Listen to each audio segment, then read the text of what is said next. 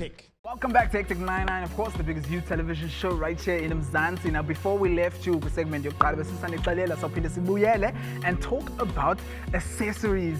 Tracy, so many on you right now. Please talk to me about accessories. Okay, How are we going to add this in? Do you know, whenever they talk about African accessories, they always just talk about beading. But we have gone way beyond beading. You saw in the first segment, we've got bones, we've got all sorts of we things. have tried everything out. Exactly. And Pachulki has just continued on that same vein and created her own line of accessories that's literally just made out of ropes and different types of fibers. The pop of color, I just want to talk about this. That's amazing. all absolutely incredible. It's all handmade locally, and it's something that really makes me proudly South African. Okay, Ms. Stephanie, now let's actually walk through and go through the models over here and see these accessories right over here. Okay, so our first one here we have, that's very nice. Yes, you know what I'm saying? So what we've done is, because we were saying in the first segment about how it can be scary to wear African prints and different prints, this is for the person that's a bit more daring. And as you can see, we've chosen one focal point, which is going to be her pants, and then we just styled everything very plainly around it with a standard black little tee and black boots, and then the pop of blue and gold, which you can see in her belt, with the Pachulki necklace once again, just to round everything off and give it that nice South African urban flavor. All right, cool. Well, let's just swiftly move over here to the first one. But before we even do, I mean, now you did say for the one who's more fashion forward, but if you're not so fashion forward, you know, neutral colors. And you prefer neutral colors, you prefer doing that kind of vibe, then this is definitely the perfect look for you.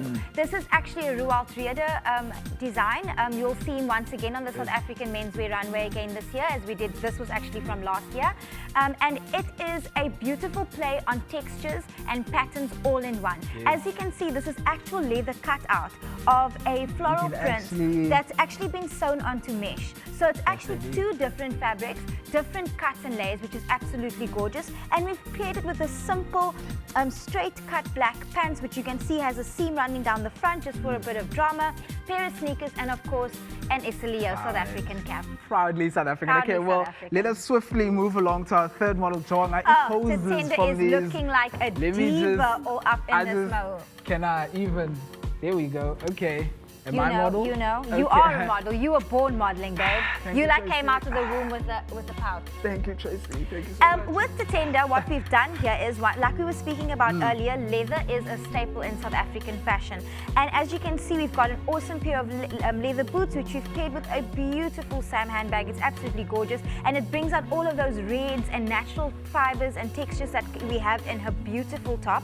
As you can see, once again, layering that African print, different types of fabrics, different aesthetics, and then pairing it with a simple blue high-waisted boyfriend jeans, just to bring that urban edge and the pop of orange lip. The lip, and are we seeing the cherries right in the hair? But I mean, I'm seeing this is a big thing, the whole pattern and the texture vibe, like how it's just being put out over here. That's a huge thing in SA right now. But I mean, talking about the fashion, we have been trend-setting, local fashion. But where do you think we're going from here? Do you think we're continuing? Do you think it's just the beginning phase? I think that this is honestly the start for South African fashion. It's the first time where the global eye is on us, and we are finally utilizing everything that's out there.